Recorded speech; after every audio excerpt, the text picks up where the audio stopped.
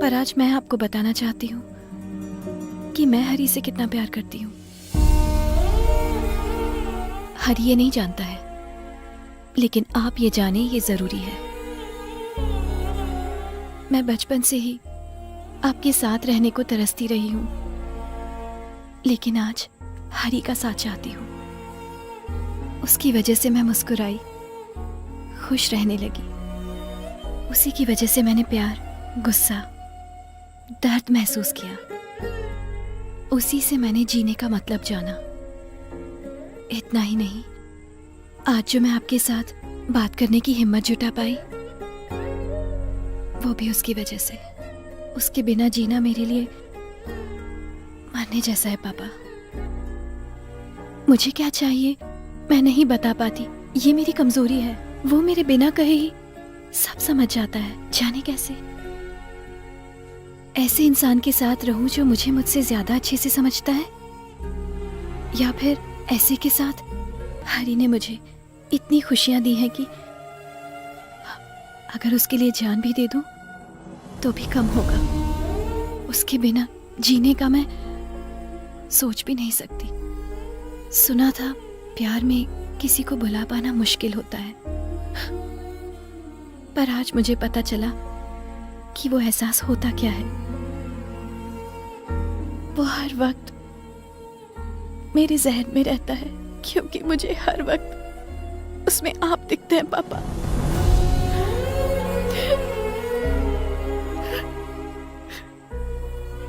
अगर उसे सिर्फ प्यार करती तो शायद छोड़ देती,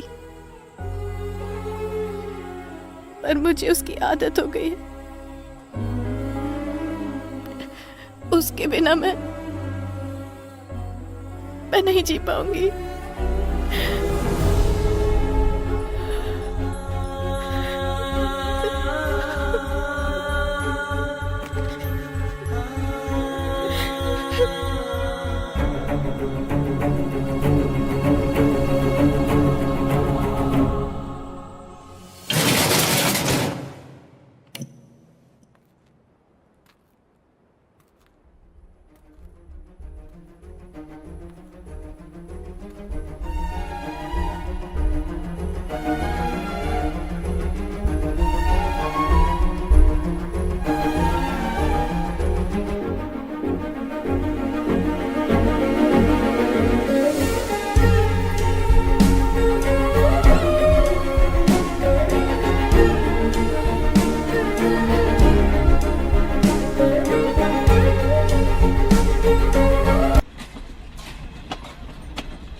समझ गया पापा। फैमिली का मतलब है मुंबई का साफ सुथरा बीच। सब कुछ एकदम साफ साफ दिखता है और साफ साफ सुनाई भी देता है। हा? वो मैं 5 मिनट बाद बताऊंगा।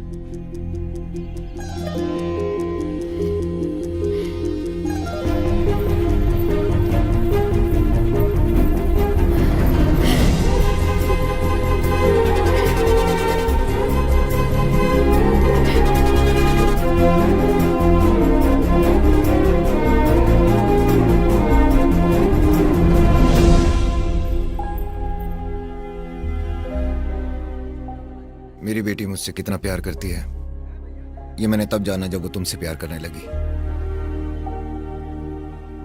पहली बार इसने मुझसे बात की, मेरी आंखों में आंखें डाल के मुझे बताया कि वो क्या चाहती है।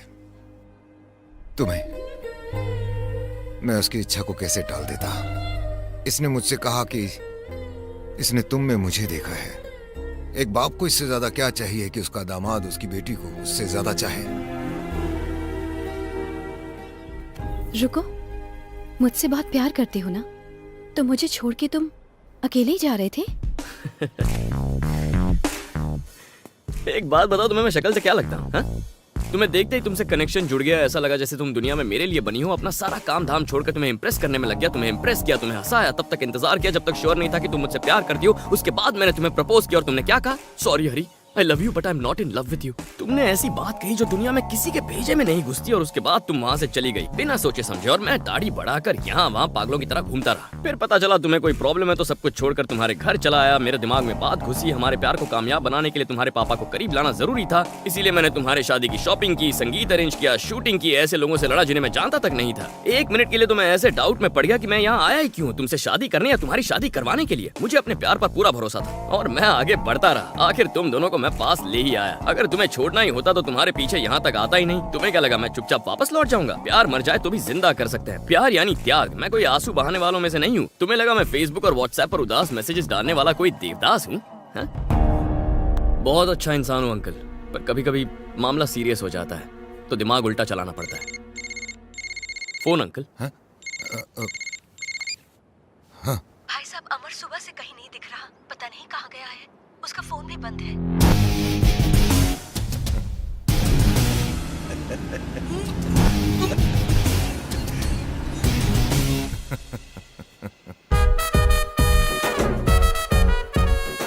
माँ कॉफी। मैं काम कर रही हूँ, कॉफी पीनी है तो खुद बना ले। सुबह सुबह ऑर्डर करने लगता है।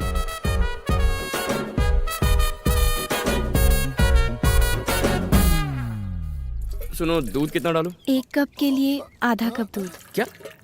आधे कप से लाइट कॉफी बनेगी? मुझे डार्क कॉफी पसंद है। मम्मी ने इतना भी नहीं सिखाया।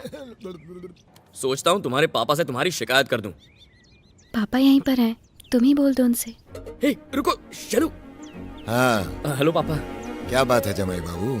मेरी बेटी बहुत तंग करती है क्या आपको? मैं रख लेता हूँ, क्या कहते हो? ऐसा नहीं है, बस उसे थोड़ा सा मिस कर रहा था। पापा हम बाद में बात करेंगे ना? Okay okay bye.